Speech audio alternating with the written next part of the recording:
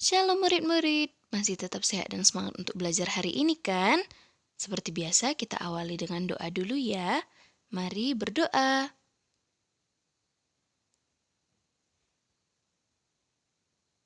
Berdoa selesai.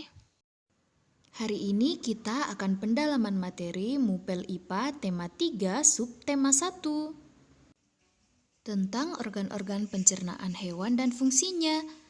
Organ pencernaan pada hewan berbeda-beda. Organ-organ pencernaan tersebut mencerna makanan yang masuk ke dalam tubuh hewan dalam sebuah sistem pencernaan. Perbedaan struktur organ pencernaan pada setiap jenis hewan yang berbeda-beda tersebut dikarenakan oleh jenis makanan yang berbeda, sehingga struktur dari gigi dan lambungnya pun berbeda. Perhatikan perbedaan dari setiap organ pencernaan pada hewan-hewan berikut ya. Pada sistem pencernaan, makanan akan dicerna melalui dua cara, yaitu mekanis dan kimiawi, di dalam rongga mulut dan di dalam lambung. Organ pencernaan untuk serangga dimulai dari mulut, tembolok, empedal, lambung, usus, dan anus. Organ pencernaan untuk ikan yaitu mulai dari mulut, kerongkongan, lambung, usus, dan anus. Mamalia terdiri atas hewan pemakan hewan lain, pemakan tumbuhan, serta pemakan hewan dan tumbuhan. Namun, secara umum, organ pencernaan pada mamalia sama dengan manusia, yaitu dimulai dari mulut, kerongkongan, lambung, usus halus, usus besar, dan anus. Selanjutnya, mamalia yang termasuk pada hewan ruminansia. Perhatikan penjelasan berikut. Hewan ruminansia. Kelompok hewan mamalia yang biasa memamah atau memakan dua kali dan dikenal dengan hewan memamah biak. Contohnya seperti pada gambar sapi, kerbau, rusa, domba, kambing, dan kijang. Dari pengertian memamah atau memakan dua kali, mungkin murid-murid bertanya, bagaimana ya kira-kira caranya? Jadi setelah rumput masuk ke dalam mulut, maka rumput tersebut melalui kerongkongan akan disimpan pada perut atau lambung. Setelah itu, rumput tersebut akan dikembalikan ke mulut untuk dikunyah kembali menjadi ukuran yang lebih kecil. Kemudian, rumput atau makanan yang sudah dikunyah kembali tersebut dan ukurannya lebih kecil akan masuk kembali ke perut atau lambung. Begitulah kenapa memamah biak menjadi dua kali proses memakan.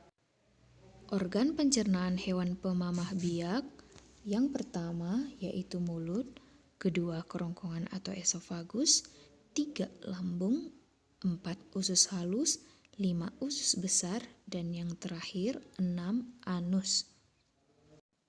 Untuk lebih mengerti bagaimana fungsi dari keenam organ pencernaan hewan pemamah biak tersebut, maka murid-murid perhatikan penjelasan berikut. Bagian mulut sapi. Dalam mulut ada 3 organ yang harus kalian mengerti fungsinya. Pertama gigi, kedua lidah, dan ketiga saliva.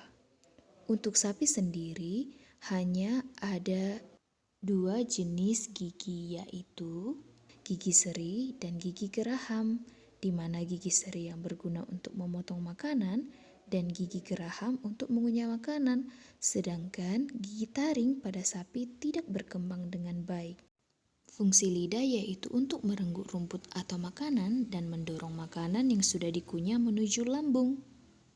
Sedangkan untuk saliva, cairan atau enzim khusus yang dihasilkan oleh kelenjar khusus pada sapi yang kemudian disalurkan ke dalam rongga mulut, sehingga dalam mulut terjadi proses pencernaan kimiawi yang dibantu oleh saliva.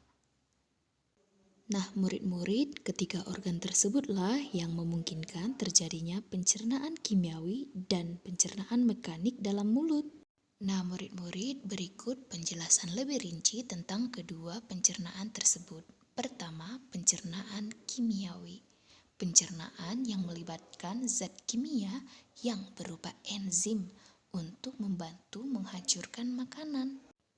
Yang kedua, pencernaan mekanik. Pencernaan yang melibatkan gerakan fisik untuk membantu mengubah ukuran dari makanan. Dan kedua pencernaan ini dapat terjadi pada mulut dan lambung seperti yang sudah dijelaskan sebelumnya. Selanjutnya yaitu bagian-bagian lambung pada sapi. Ada 4 bagian yang termasuk pada lambung sapi. Yang pertama yaitu rumen atau perut besar. Yang kedua yaitu retikulum atau perut jala. Yang ketiga omasum atau perut kitab. Dan terakhir abomasum atau perut masam. Setiap bagian dari lambung memiliki fungsi masing-masing atau memiliki peran masing-masing. Nah, di sini murid-murid akan lebih mengerti mengapa sapi termasuk ke dalam hewan ruminansia yang memakan makanannya dengan memamah biak atau memakan 2 kali. Nah, murid-murid sekarang coba perhatikan baik-baik posisi dari bagian-bagian lambung sapi berikut. Perhatikan dengan baik ya. Lihat di mana posisi dari rumen, omasum, abomasum, dan retikulum.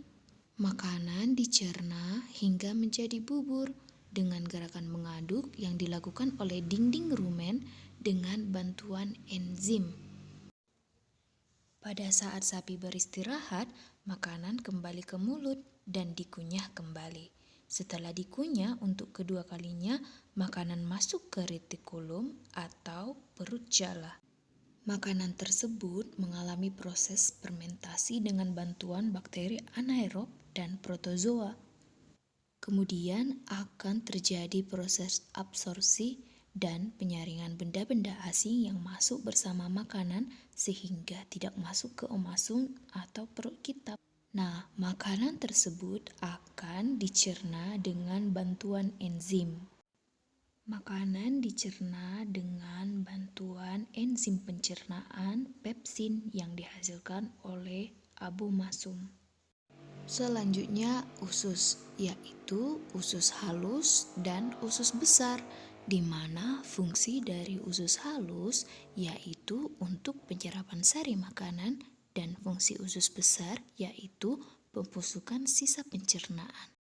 Organ yang terakhir untuk sistem pencernaan pada sapi ini yaitu anus, di mana setelah pembusukan pada usus besar selesai, maka sisa tersebut akan dikeluarkan melalui anus.